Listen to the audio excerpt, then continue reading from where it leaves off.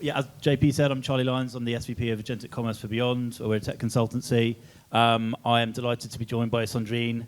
I've got Dan B and Dan A, so it's going to be a B and an A. There we go. I'll let them introduce themselves. Sandrine, do you want to go first? Yeah, sure. So hi, I'm Sandrine Deveaux. I've been in the luxury retail tech industry for 25 years. Lately, I was the VP of Growth and Innovation at Farfetch, and since the last 2.5 years, I've set up Yallus, which is an advisory and consultancy firm focusing on helping brands and tech platforms to move for growth and also understand how to drive AI transformation. Hi, I'm Dan Blundell. I'm the engineering director at Gymshark, which, if you're not aware of the story, I think in my 5, almost 6 years there, we've grown from a 200 million business to a 1 billion business. The business is a different business every single year at the minute, which is probably not the most familiar story in retail at the moment, which is quite exciting to be a part of. My role, AI, at the moment is AI sort of fits under my natural remit, but I'm also working with our chief people officer and various other stakeholders around the business to shape what AI rollout across Gymshark looks like for the wider business functions as well. Hi, Dan Alldis. I lead all of our monetization propositions at Currys. My background is pretty varied, but sits at the intersection of product and commercial. I've been in defense, Satcom, ran an experiential agency for 6 years, and I worked with Charlie for a couple of years over at Beyond, where we were essentially helping people consume and sort of innovate with Google. I worked with the likes of Lego, Jaguar Land Rover, and a few others over those couple of years. I've been with Currys 4 months, and sort of a key part of the move across was this sort of the building of an AI team in which I sit, and I'm essentially sat on top of our customer data and working out how we monetize that and ultimately drive diverse revenue streams for Currys. Thank you, guys. Wonderful to have you all here with me today. I'm just going to set this up and frame what we're going to do. We're going to have a couple of provocations rather than just having a kind of nice backslapping chat where we all agree with each other. Hopefully we can slightly disagree at times as well, and I'm sure we'll disagree or agree with a lot of you in the audience. But where we're coming at this from is splitting the kind of the way we think about AI into the two lanes. There's this sort of efficiency track, which for me is one that I tend to stay away from, which is the sort of do more with less, cut. It's very much a cost conversation. And I think where we all kind of sit is much more on the effectiveness conversation when it comes to this powerful technology. What we mean by that is the value that can be derived from using AI technology for the businesses that we represent and work with and for. This is about what can we do now that we couldn't do before? What will we be able to do in 6 months? So this is very much about opportunity. It's about growth. It's much more of the mindset of abundance with using all of these things to address some of the challenges that we face in retail, whether that be margins or many of the other components that go into it. There's obviously like a hell of a lot happening in agentic commerce at the moment. There's all kinds of new protocols being rolled out. Whether it's Google or OpenAI or Amazon, you'll all be reading what's happening. There's new protocols like UCP and A2A and AP2, where every night when we go to sleep, the rails are being built for financial transactions to take place to allow agents to do our shopping for us. Where you oscillate on a spectrum of like how eager you are for that will depend on your preferences. But one thing that I think about, and we talked about a minute ago, is everyone shops, whether you like it or not. You might really like luxury. You might really like doing the groceries. I don't know anyone that likes to go grocery shopping, but that's just me. So we're going to kick off with a few provocations, as I say. And the first one that we're going to talk about is the brand website is dead. This is obviously something which is topical at the moment as we start to see more and more people using LLMs and employ agents to do their shopping, whether that is Hermes or OpenClaw or anything else that you're building. You're starting to see that agents are acting on behalf of humans. And this raises a fair question. We've had lots of conversations recently with everyone from the likes of Burberry to you, Dan at Gymshark, and obviously Dan at Currys. Do we feel that we're moving to a point where there is not going to be a need for a brand website anymore as agents start to do more of our shopping? Who wants to go first? Sandrine? Dan? Oh, Dan's got his I mic really up. hope it's not completely dead. Yeah. But I do think it will be different, changing. A bit like physical retail, right? Like those experiences, I think the same position I hold on physical retail is true of e-com. Like e-com hasn't really been disrupted that much since it became a thing. And some of the conversation we've had previously and various other things I think it's worth sharing around. I've started to think of it as what you're shopping for and the type of person you are changes what you care about in a shopping experience. And actually the channel is not necessarily the differentiator in that conversation. But a brand website being dead, maybe, but equally for those brands who have run, like I said, like native mobile apps, the brand website has, to a degree, been kind of dying for a long time because the way we engage with our most loyal customers has already been a native mobile app. And actually, in terms of what this does for me is scale the dispersion of a brand, how far you can reach, who you can attract in a way that is, I've likened it internally as describing this to the way that a lot of media houses or production houses were disrupted by Netflix of the world. Suddenly you're not in control of your audience anymore because your product is wherever someone else, an aggregator, chooses for it to be. And the brand website in a similar vein where that extension of moving upstream of the customer experience changes in a way that you're not in control of. We were one of the first brands on ChatGPT Agentic commerce, and there was no traction there. Yeah. I don't care because it's more eyes on product, which means they come deeper in to go, what's the brand website experience, and eventually what's the native mobile app experience. And that's a different type of consumer at that point. Yeah. That's a different type of shopping habit and a different way of engaging. So I do think the prominence of it, shrinking, yes. Yeah. And what it becomes for brands needs to tweak. Dead completely, I think we're a bit early. Sandrine, I was going to come to you from the luxury perspective because if you're Gucci or Chanel or Prada, brand is just so important, right? So it's like slightly different to a Gymshark where it's... Yeah, I think it's very different because also I think a Gymshark makes a lot of revenue for a site, right? As luxury brand don't tend to make as much, right? It's obviously an important channel, but it's that connection to the physical world that matters. I think for me what is really interesting in the context of luxury and premium brand, those organizations spend so much time building content on the site, make so much time spending so much money on making things look beautiful. And now with Agentic, does it really matter to make it beautiful on the site? It does matter for your brand. It's back to your point.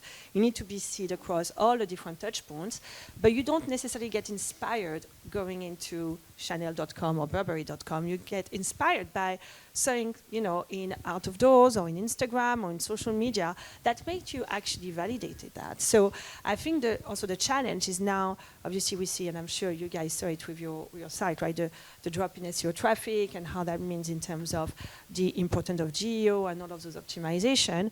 Like now organization needs to understand how they gear for that. And sometimes they just don't know because they are used to create content in a very creative way and is even bigger than what used to be SEO optimization. So it's redefining it, but I think for me the site will have somehow to become functional as well. Yeah. And we'll talk to the store in a sec, but it has to be functional on the underlying way it is constructed so it can be readable by those new platforms. And the content will sit into that depository but need to be seeded everywhere, not sitting solely on the site, which is very traditional on how these organizations have been operating. Yeah, got it. Dan, do I really need to see 500 dishwashers on the Currys website? Well, it depends on what you're looking for, Charlie. I think there's an answer for both, and I think we have to make sure that our product catalogs are machine readable and have the right context that makes them be recommended by what it is you're getting the recommendation from, whether it's an agent or an answer engine like ChatGPT. So yes, we have to make sure that the machine readable part of the website is as good as possible in ensuring you are getting that share of recommendation that was mentioned earlier. But I also think, like, from a storytelling perspective, which is a key part of why people buy from brands and return to brands, is something that I think will likely sit on a brand website. For us, that might be like the Our Expert Loves type thing, which is one of our experts talking you through why this product is so great. For a fashion brand, it might be an incredible influencer campaign. So I think I would say it's definitely a bit of both. Like 100% you have to be machine readable and optimized, but at the same time, I think the experience may just change to being more storytelling, more like narrative driven rather than just 500 washing machines on a homepage. Yeah. I guess as well at the moment we're in that mode of having those clean, optimized data pipelines so that it is readable, but then really the product catalog becomes the key. Is like, if we are moving to a position where people are just sending agents out to say, you know, I'm looking for I'm running a marathon, I want a whole new amount of workout gear from Gymshark, or I have a wedding in Tuscany and I want, you know, outfits planned. Having that data optimized, enriched with the correct attribution, so that when agents do crawl product catalogs, and that's especially relevant, I guess, for a Currys, right, where it's like the measurements are key. Like the last thing you want to do is order the oven or the fridge, which then when it arrives or you pick it up doesn't fit. So is that where we are at the moment, Dan? Well, I've actually started to wonder about, because I know plenty of people, I'm sure, anywhere close to this space will have spoken or been considering like how much better your product data needs to be, or depending on what sector and industry it is. It's like, what's the core primitive of data that needs to be exclusively kind of 10x better in order to serve an agentic world? I've also started to wonder about what other stories we're not telling in the data that need to exist. Yeah. So we talk about a lot about like so much about luxury as a brand, and so much about the Currys offering. We've sort of been talking previously about so much of the Currys offering is beyond the products themselves. It's what else about your brand do customers need to know? And I've been talking to our CEO and our chief brand officer around how do we codify the brand in a way that means that when an agent or an LLM is interacting with a customer, how do they serve more than product data? How do they serve affinity and the kind of upsell that you might get in a human experience? Not to try and replace the emotion, but in terms of to kind of warm people to a brand in a way that is representative of what they're actually buying into. And how do you then codify that experience in a way where an LLM can fairly represent one brand over another, not just based on product differentiation, but on experience differentiation? I just think also this is how you link that with the store associate, right? Because how you make that really special and really unique to your brand, it's what is the purpose of a store, right? And if there a way to capture those conversations through the customer journey to make that go back into your data model, that's where you start to codify that brand in a big way. And I think that's been the challenge in stores, right? We haven't been able to connect all of that. And now you might be able to think about, let's equip a sales associate with the right tooling that can actually codify and capture that voice and that conversation, obviously with their intent and their consent, and how that go back into your ecosystem to actually make the product data much more enriched with conversation that will help your LLM when they go online to be much more relevant. I think there is another feedback loop. That's why I think for me, I do think there is a point around stores becoming very experiential-led and site being data depository or storytelling content, but serving the purpose of, I'm done with it, I know what I want, I'm just going to buy it. Yeah. So that's just my view. But well, Sandrine, this is, it's like we're telekinesis here, because the second provocation is, in an agentic world, the store gets bigger, not smaller. Obviously, Farfetch was a big marketplace, didn't have stores, but had like several boutiques across Europe. Dan opening up in Soho, New York recently, making a store for America. And Dan A, like the store is really, I mean, it might be interesting actually to start with you to talk about how important the physical store is for Currys and the customer, and maybe just tell some of the audience some of the data you were just sharing with us earlier. Yeah, for sure. I mean, the store is ultimately what makes Currys great. 60% of our purchases are made in store. 30% of our online purchases are picked up in store. So they are absolutely existential to Currys as a brand, as a business. And the reason that is because they go in to speak to our experts and the people that have all the context understanding that at the moment is kind of in heads and sort of the expertise that makes us great. But the store is absolutely key. And I think we're backing that. Like we're not closing stores. We are absolutely going in on them. But I think it's worth sort of mentioning like the difference in type of journey and the different consideration purchase, right? So I think I'm not saying agentic commerce isn't going to happen. It absolutely is, and I'm more than happy for it to buy my toothpaste and loo roll. In a Currys context, like definitely going to be first in the queue to buy a Grand Theft Auto or a PlayStation 6, right? That's the sort of thing absolutely I would love an agent to do.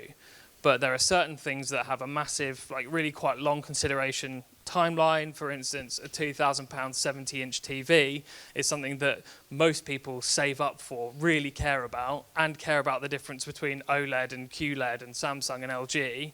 And a lot of that decision actually happens in front of a TV. And you can't just make that decision either through an agent or online. So those sorts of highly considered purchases, high value, high ticket items, we still believe are going to be going on in store. And we're investing in our colleagues to make sure that they have as much context, as much information, and as much sort of personalization around the customer when they come into store. We know as much as we can about them to make the best recommendation.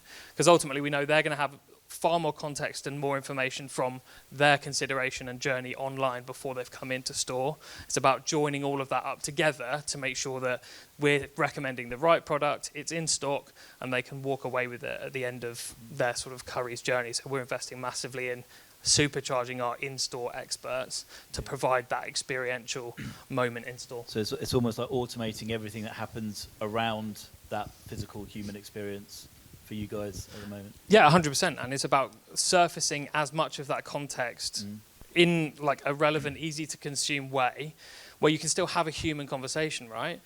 The reason that works is because humans do still, and I think will definitely still trust each other like inherently. And there's something about spending £2,000 on a TV when you've had that conversation, you've gone through that decision with a human. There's a confidence in that purchase, and actually part of that experience of whacking 2,000 quid on a credit card, like you're sort of like, oh yeah, actually this is a good decision, and that is all part of that experience of buying. Dan, I want to come to you just on obviously talking about Gymshark stores. I mean, I think when we were talking with your team a couple of months ago, it was fascinating to me to learn that a lot of season by season, the fit changes a lot on Gymshark clothing, which it's like, you know, even if it's all black with a monogram, it's like completely different fit. Can you talk a little bit about the stores for you guys and the sort of thinking there? Is it about having bricks and mortar footprint into new markets like the US? Is there going to be innovation coming in? Like, what's the connection between the sort of the digital world and then the physical world for Gymshark? Yeah, absolutely. So I mean, this sort of predates the AI kind of momentum to a degree, which is when we opened on Regent Street. Even the pitch internally in terms of like why we were doing this and what we were trying to achieve, and the focus of opening the first store on Regent Street was, this is a place for community to come together. Like, yeah, there's some retail things and you can buy some stuff, sure, but it's a place for people to be. To a point where we built a gym in the back of the store. There's free classes in the back of the store. There are events that then the Crown encouraged us to open more late nights and run a run club, which is now 250 people every couple of weeks run the streets of London, starting and ending at the Gymshark store. Like, that's the reason physical presence existed for the brand. And that sort of evolved into a brand platform, which is now, like, we have some of the best brand people I've ever worked with, and they establish a brand platform, which is We Do Gym, and everything sits underneath that or on top of that, depending on which model of framework and slide deck you want to bring up. But that platform then gets taken into all of those channels, and it helps join those channels and context. And then as we're expanding stores, the same has been true of this sort of Soho store on Bond Street. The same thing. What people don't recognize yet, so please don't share it necessarily too far, the fourth floor of that store is... This is in New York, right? Yeah. The fourth floor of that store, which is currently retail space, was redone before we opened it. It's a reinforced weightlifting floor. Right. Like, it's not used at that space yet, but that's an investment that, like, it's way too expensive to shut part of a store to completely redo a floor. So we did it ahead of time. So that when we kind of move into that space of needing to bring more people together and cross that over, we've got the space to do it already. And in a similar vein, we've then, much to a fair few people's surprise, we're opening a gym in Miami, which is not retail, right? Like, that's a completely different segment of how we'll engage with people. And in a similar vein of, like, this isn't necessarily AI connected, but the whole element of, like, how do we better understand our customer? It's human connected. And give people reasons to come together and understand the brand in a different way. But I think this sort of nice side effect, or sort of side quest, has been, how do we then help people understand the brand so that we have to put words to it? We have to explain what Gymshark means to people, why it exists and why they should engage, which then translates to this whole, how do you bridge an omni-channel presence? Well, I can now bring it back onto the digital representation rather than working the other way around. For the longest time, it was, how do we scale digital into our retail space? Because that's where we come from. this is starting to flip that conversation to how do we then better represent what we're seeing on the ground in physical retail in our digital experience. And that is the truest, is what Sandrine was saying, is where the bricks and mortar become connection, experimentation, innovation coming together. It's also the manifestation of We Do Gym. Your strapline is literally that, and that comes straight from Ben, the founder. So that's very cool. Absolutely. Sandrine, on the luxury side of things, like spending $3,000 on a Burberry trench, online, is that still something where I think I actually had this conversation with someone at Burberry, is like, if they don't land the fit right on the high value purchase, a bit like Dan's point on the TV, it's similar kind of mindsets, like you need to get it right. And if you don't land that customer with that high value purchase, that investment piece that's for the next 5 or 10 years or whatever, you lose them as a customer because they're kind of like, well, it didn't kind of work. Yeah, I think, luxury, it's about scarcity and dream, right? It's about just creating that emotion for product and storytelling. The difference, I think, when you work in a premium or more kind of mass market way is like you are a lot about forecasting, demand planning, making sure you create product that customer needs. As in luxury, you just literally create things people don't need. This is why it sells so high, right? I need a handbag. A bag at like £6,000, you don't really need that, but you just want that because it gives you that status, right? So that's why it's really interesting to think about that. But I think for me, what is very interesting in this conversation around retail and this new AI era is like those conversations were there 15 years ago. I mean, when I started Farfetch, I was asked by the CEO at the time to create Store of the Future, was the whole idea to connect online, offline.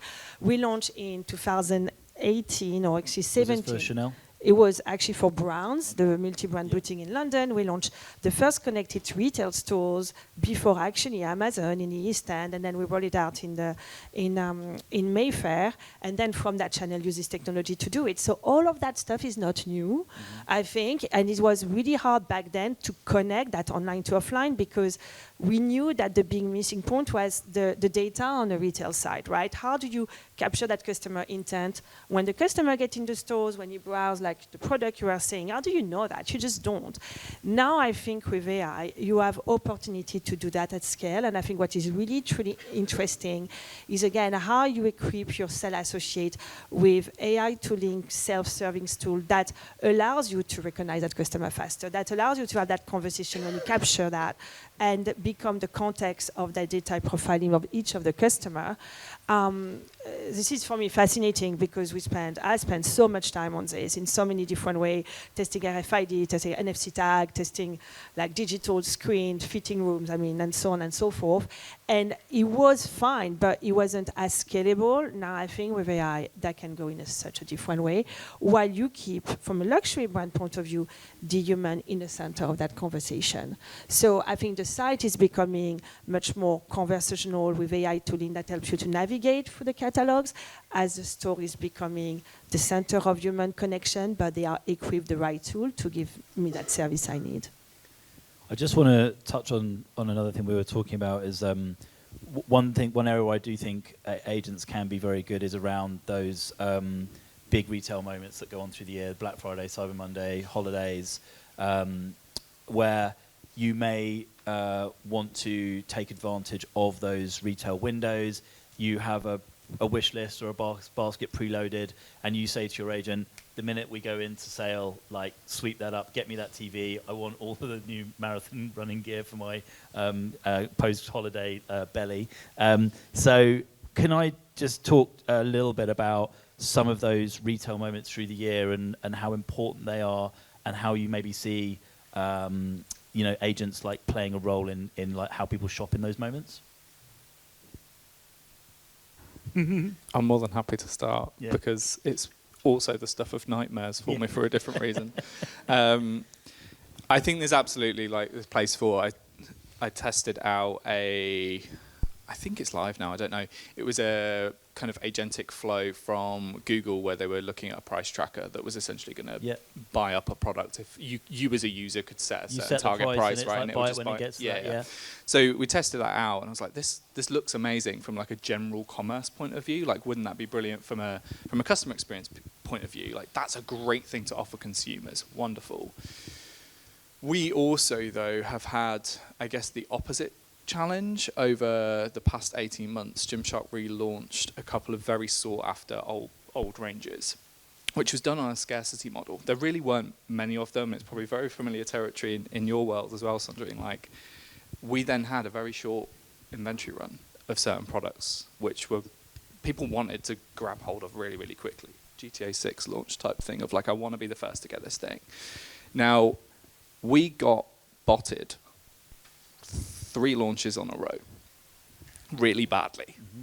And I had a very interesting conversation at the time, which was, is being botted a bad thing? Because we sold the things. But the big challenge in the conversation, especially with such a brand-oriented retailer, was, yeah, but we sold those products to the wrong customers. Those products weren't for those consumers. These are people trying to make extra money on top of a very sought-after product that was designed for our muse, our like central customer core to our identity as a brand. So I think there's massive scale and opportunity from how do you get your brand in front of many more people that you ever could, agentic commerce operating from a loyalty point of view and giving people more opportunity to earn and engage with the brand and build brand loyalty in many, many different ways. It's going to be incredible.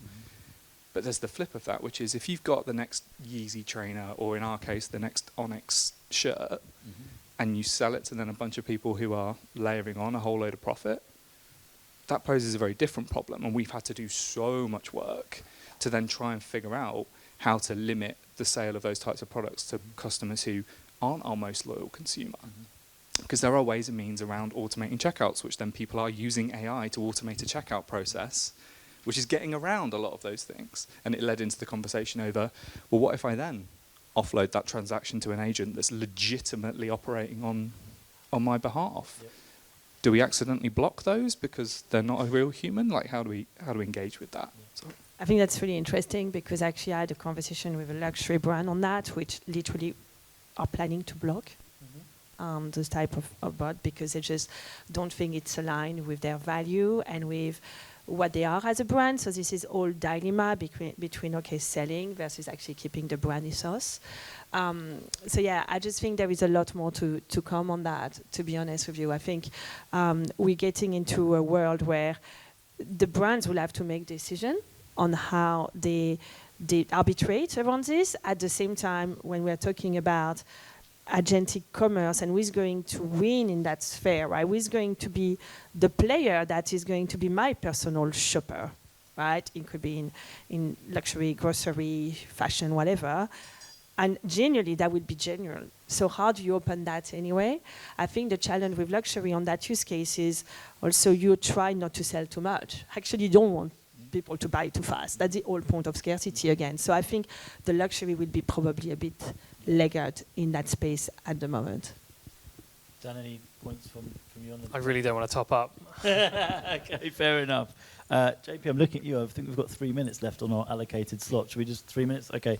I'm going to then just do a quick wrap up where I'm just going to ask each of you, what's one thing that you can do today, and maybe even a little look ahead to tomorrow as well, with AI that you think is making a material difference to your businesses or the business you're working with? Okay. I'll go first. Okay, no topping up. And I'll try.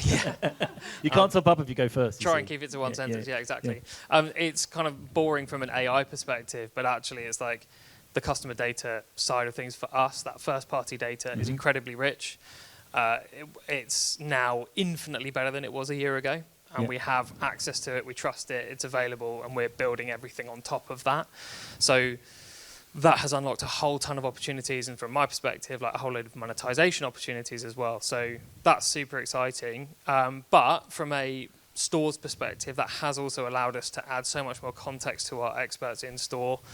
Like, it doesn't sound like much, but because we're now surfacing next action with people in store, with managers in store, we've driven 1.9% increase in sales and a 4 percentage point increase in CSAT, which is like massive for us generally. And that's all just about having the data available and serving it to managers at the right point so they can make actual decisions on shop floors to sell more stuff. So yeah, that wasn't possible a year ago, and it is now. That's cool. I've got 2 things because I'm greedy. One, I think, has been the distribution of user research and customer insight. Yep. So we now have we're still experimenting with it, but we've been able to distribute essentially a chatbot that represents our core customer, and it's being constantly fueled by our research team, which means anyone around the business can start to interact with that, ask questions of it. How will our customer respond to this? How will this customer respond to that? Is that different in the US versus France versus the rest of Europe? Like, really be able to engage with an idea that they have and really get fast feedback on whether this is even worth pursuing and how to tweak it. And I think the other one on the more practical side is we are, for any like boring ERP folk in the room who are vaguely interested in this, we are mid-migration to SAP. I have only had 3 engineers work on the migration of SAP in terms of our integrations. They have moved 30 integrations in under 6 months with fully agentic software teams. Now that's on the efficiency side, but it's also on the quality side. We can now talk to our architecture. We can ask questions of where things are going to break when we move it. But all of that was human work. I think to Laurie and Ksenia's earlier point, like all of that was the investment in human work and information to begin with, which has just been incredible. These are new things we just wouldn't have been able to do otherwise. I think for me, looking at the brand I'm helping at the moment, there is definitely a huge opportunity to provide employees with the right tool to make more of the data themselves, especially in reporting and consumer insight. I mean, you touch a bit slightly on it, but we used to be wanted reports and looking at performance of customer in such a different way. And we were queuing with data scientists and research to do that. Now you can literally have access to the data and put Lovable on top of it and do some really cool stuff. And I think it's really about really empowering people in the organization to use this tool in a way that is really meaningful and be agent of change, which is a massive change on how those companies will operate, because it's just really new, right? And also it doesn't necessarily come from a top down, it's actually come from more the ground up, where you have a lot of people who are just curious and want to test those things. So definitely allowing the team with the right data access to play with this tool and try to think about reportings and insight that can actually make actionable trade actions, which actually I think is a really big opportunity. I think it's a nice place to finish because the best tonic to AI anxiety, which I'm sure all of us feel every day you turn on and there's like some new tool, some new agent, some new platform, something to get in, is just to build. It's just to muck around, it's to experiment, yeah, that's a really nice place to finish. So, thank you very much, JP and AI House. Thank you, KPMG, Sandrine, Dan. Thank you very much for joining me on stage. Thank you to all of you for listening to us talk about the future of shopping, and I think you probably can have some food now.